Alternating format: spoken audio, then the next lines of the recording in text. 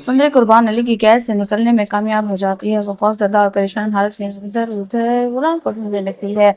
اس کے دل میں بار بار یہی خیال آ رہا ہوتا ہے کہ کہیں غلام بادشاہ کے ہاتھ نہ لگ گیا ہو۔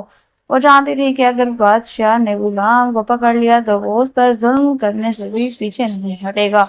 اسی دوران اچانک وہاں قربان علی آ پہنچتا ہے۔ سندری کو فوراً ایک دیوار کے پیچھے چھپ جاتی ہے اور خاموشی سے اس کی باتیں سننے لگتی ہے۔ قربان علی ہنستے ہوئے اپنی آدمی سے کہتا ہے، میں جانتا تھا کہ سندری اور غلام ضرور بھاگنے کی کوشش کریں گے، بس اسی لیے میں نے پہلے ہی چال بچھا دیا تھا۔ بادشاہ کو بیوقوف بنانا میرے لیے کوئی مشکل کام نہیں تھا۔ یہ سنتے ہی سندری کے ہوش اڑ جاتے ہیں۔ اس اندازہ ہو جاتا ہے کہ قربان علی نے سب کچھ پہلے ہی سے ہی پلان کر رکھا تھا۔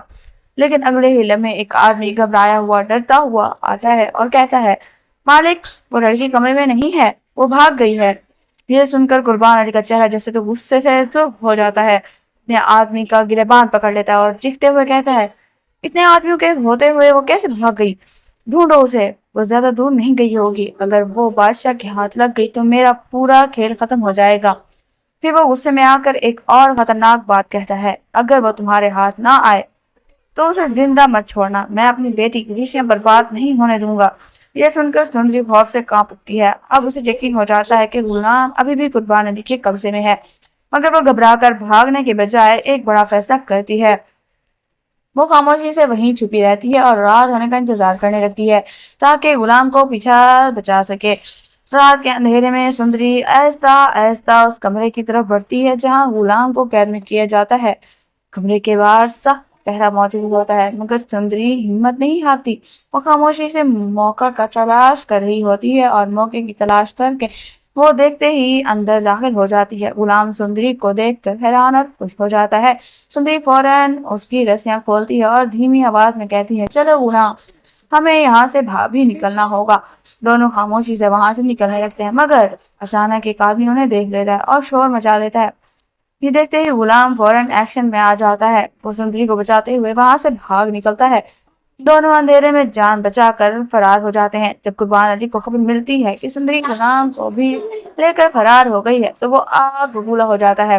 وہ اپنے آدمی پر چیختے ہوئے کہتا ہے، کسی بھی قیمت پر مجھے ان دونوں کو ڈھونڈ کے نکالو، اگر وہ میرے ہاتھ سے نکل گئے تو تم سب کی موت یقینی ہے۔ دوسری طرف بادشاہ بھی سندری اور غلام کو تلاش کرتے کرتے ان تک پہنچ جاتا ہے۔ دونوں کو ایک ساتھ دیکھ کر اس کے اندر کے غصے کی آگ بھڑک اٹھتی ہے، مگر اگلے ہی لمحے اس کے ذہن میں ایک شیطانی منصوبہ آتا ہے۔ وہ دل میں سوچتا ہے، پوری کو لگتا ہے کہ سندری غلام کے ساتھ بھاگ گئی ہے اور میرے باپ کو یقین ہے کہ میں انہیں ڈھونڈ رہا ہوں، کیونکہ نہ میں ان دونوں کو خفیہ طور پر قید کر لوں اور کسی کو خبر نہ ہو۔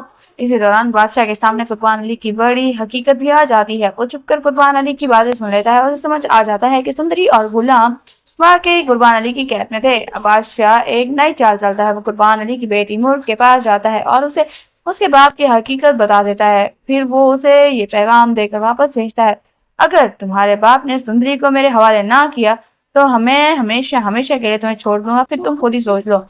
یہ سن کر مرغ کے تو پیروں تلے سے تو جیسے زمین ہی نکل جاتی ہے۔ قربان علی بھی شدید پریشان ہو جاتا ہے کیونکہ سندری اور غلام اس کی قید سے فرار ہو چکے ہوتے ہیں۔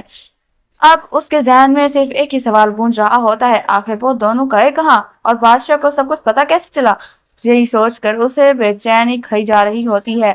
آخرکار قربان علی بادشاہ سے ملنے کا فیصلہ کرتا ہے۔ بادشاہ غصے سے اس سے پوچھتا ہے، سندری اور غلام کہاں ہیں؟ قربان علی عجیب اعتماد کے ساتھ جواب دیتا ہے، وہ دونوں تو تمہارے پاس ہیں۔ یہ سن کر بادشاہ حیران رہ جاتا ہے۔ وہ غصے میں کہتا ہے، جھوٹ مت بولو۔ قربان علی ہلکی سی مسکراہٹ کے ساتھ کہتا ہے، میں مانتا ہوں کہ وہ دونوں میری قید میں تھے، لیکن اب وہ تمہاری قید میں ہیں۔ مجھے سارا سچ معلوم ہو چکا ہے۔ بادشاہ غصے میں کہتا ہے، میرے پاس نہیں ہے، کیا تم نے ان کو کہیں چھپا کے رکھا ہے؟ مجھے سچ سچ بتا دو۔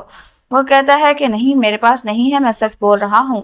اس طرح سے یہ قسط اینڈ ہو جائے گی۔ کیا آپ کو ہماری یہ ریویو پسند آیا تو کمنٹ سیکشن میں ضرور بتائیے گا، اور یہ ہماری پروڈکشن کا ایک حصہ ہے جو کہ غلط بھی ہو سکتی ہے۔ شکریہ۔